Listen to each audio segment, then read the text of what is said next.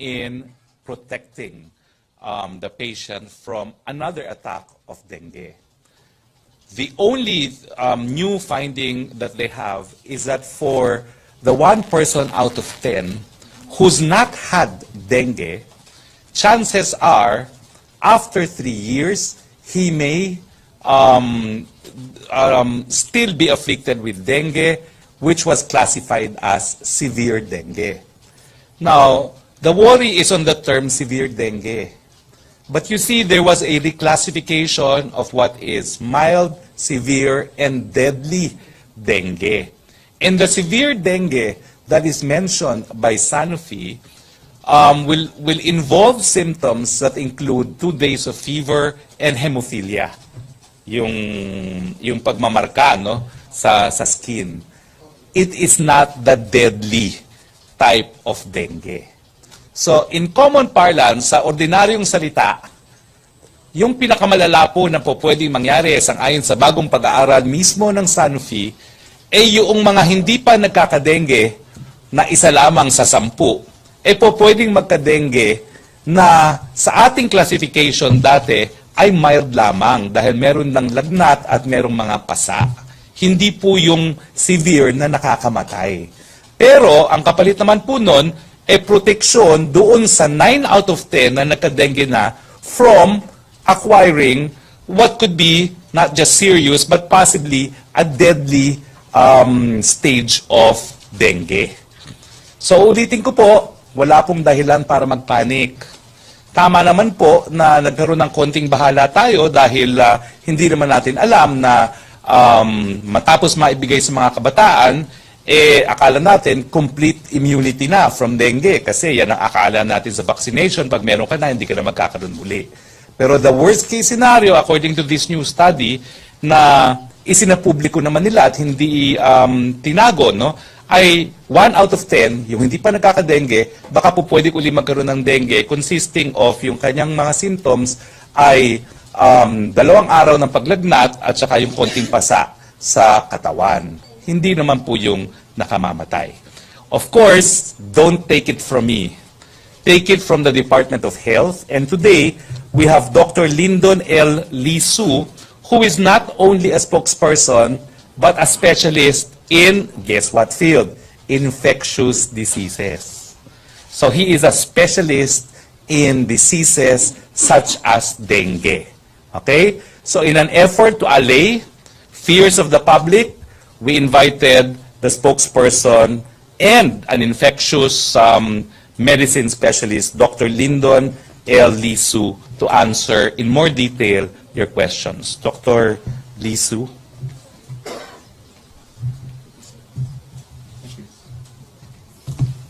Thank you, sir. I'm pretty sure nabalitaan nyo na kung ano nangyari. And just to give you a brief background on how they actually received the news about this. On November 29, Sanofi Pasteur kasi nag-post po sa kanilang global website. Naglabas sila ng PR about the latest findings ng kanilang study ng pag-aaral ng kanilang data. It turned out, tulad na binanggit ni Secretary Roque, that those persons who have not had experience of dengue before, which is 1 out of 10 sa mga Filipinos, may risk na talaga mag-develop ng dengue. Andun pa rin yung mga lamok kasi. Kakagating ka pa rin, magkakadengue ka pa rin. So meaning, the protection na dapat ibinigay ng vaccine will not really last that long.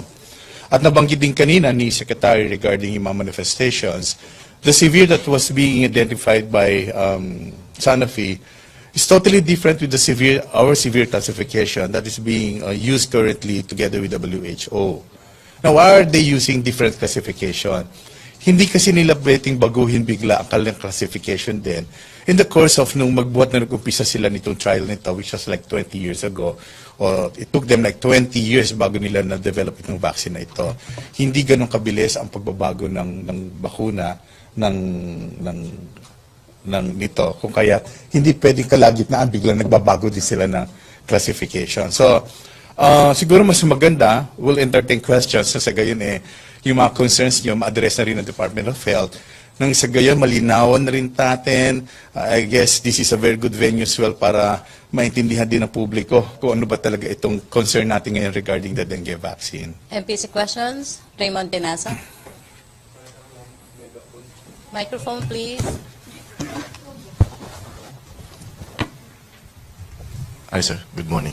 Sir, so, kasi may mga kumakalat, yun yung parang pinagmulan yata ng fear and even panic ng public, na kung meron kang, if you took dengue vaccine, kapag ka nagkaroon ka ng dengue, maging mas malala, severe, and all of that kumalat. So, you please clarify, sir. Okay, clear din natin. Ang population natin, bisa natin doon, based sa mga study na ginagawa namin sa sample population natin, lumilitaw na 9 out of 10 Filipinos have had experience of dengue. Tapos sabihin nyo, bakit ako parang hindi pa ako nagkakadengue? Wala naman ako naranasan. Hindi kailangan magkaroon ka ng lagnat bago sabihin natin na na-expose ka sa dengue. Data will tell us as you age, the probability of you having acquired dengue is really very high. So, may mga kaso, may mga tao na nagka-dengue na, but they did not manifest any signs and symptoms at all. So, nagkaroon lang ng virus sa katawan at nag-develop naman yon. Nag-trigger yun ng protection o mag-develop ng protection ng katawan natin against future dengue infection. Yun yung mga positive. Ngayon, zero in ngayon sa pagbabakuna natin, nag-cause ng undue panic, ng fear, ng taranta sa mga magulang. Kung iaano natin sa 700,000 population na nabakunahan at i-apply natin yung 9 out of 10 Filipinos would have had dengue, sa 700,000 population, we're talking about the 10% na hindi pa nagkakadengue. Because the reason, sabi nga nila, is amongst those recipient ng dengue vaccine na hindi pa nagkakadengue. We do not have any problem at all with those recipients na nagkadengue na before na nabakunahan. Out sila sa issue na ito. Ang inaano lang dito, nagfo-focus tayo, doon sa hindi pa nagkakadengue na nabakunahan, yun yung focus ng kanilang PR. Ngayon, doon sa 10% yon, na sabi nila at risk. We're talking about at risk, meaning hindi naman automatic din na porque hindi ka nabakunahan at kasama ka dun sa isa sa 10 yon, automatic na pag nakadengue ka, severe ka na. You may develop, you may be at risk, but not saying that those 1 out of 10 would eventually develop severe dengue. Now, paano natin lalabanan yon? Balik tayo sa basic natin. You have to have a good immune system, resistance level, kasi infection pa rin ito eh. Hindi ito manggagaling sa bakuna yung dengue mo. Magagaling pa rin ito saan? Kagat pa rin ng lamok. So go back tayo doon. Anong gagawin ko para hindi ako magka-dengue? Balik tayo sa paglilinis ulit ng kapaligiran.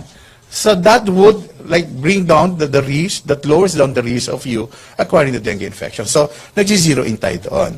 Ngayon, kasi ang lumalabas sa mga balita, di ba, yung 700,000 population na recipient ng dengue vaccine are at risk of acquiring the severe dengue. No.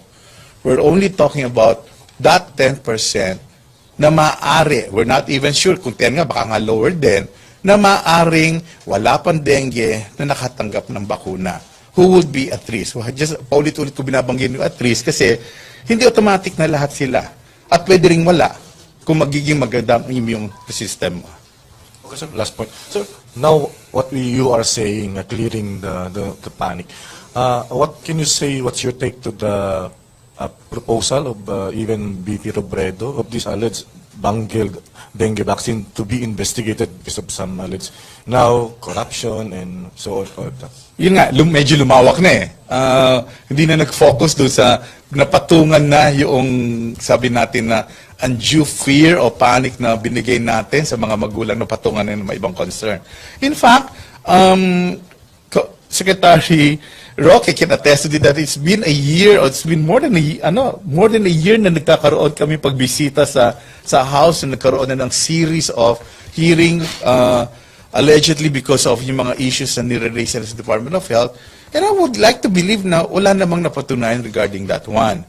But sabi nga natin, the Department of Health is always open with that. Nang sa gayon kami rin naman ang gusto natin mangyari, nang sa gayon maayos na rin ito, magkaroon na ng kalinawan, we are open to any investigation na gustong gawin po. Anybody who would want to really investigate iba bang naging problema dito sa dengue vaccine immunization program. Okay, Belia Carriazo.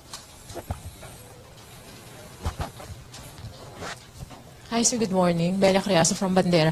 Sir, kasi nanggaling din yung information natin last week from DOH.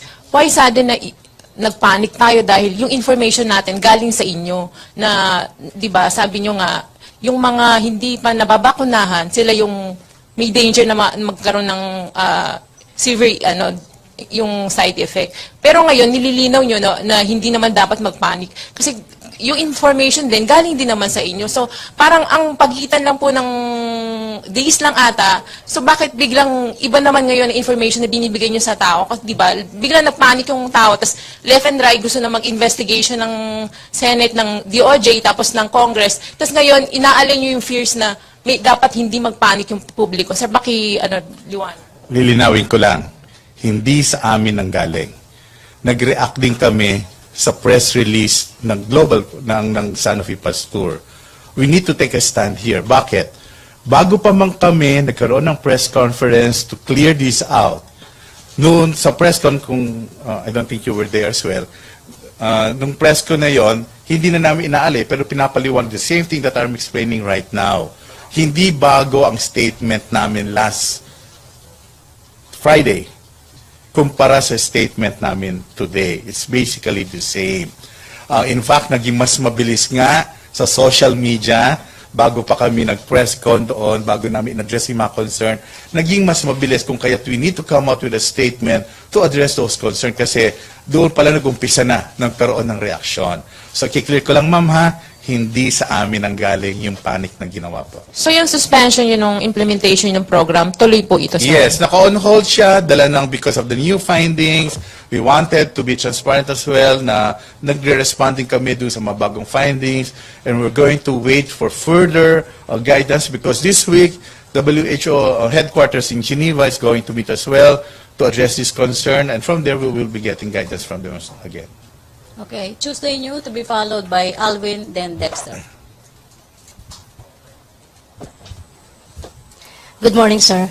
Sir, sabi niyo kanina, 700,000 yung total na nabakunahan itong Dengvaxia. Pero 10% lang noon yung possibility na makapag-acquire ng dengue na pwedeng makategorize as severe, hindi naman lahat. Pero 10% of 700,000 is 70,000 still, sir. Ano ang pwedeng assurance na maibibigay na natin doon sa 70,000 parents na mag-aalala in the next 3 to 5 years na baka maapektuhan yung kanilang mga anak? Yeah, I'm appreciative of the figures that you came out with, which is 70,000. It's just really absolute numbers, very high pa rin naman. Comparative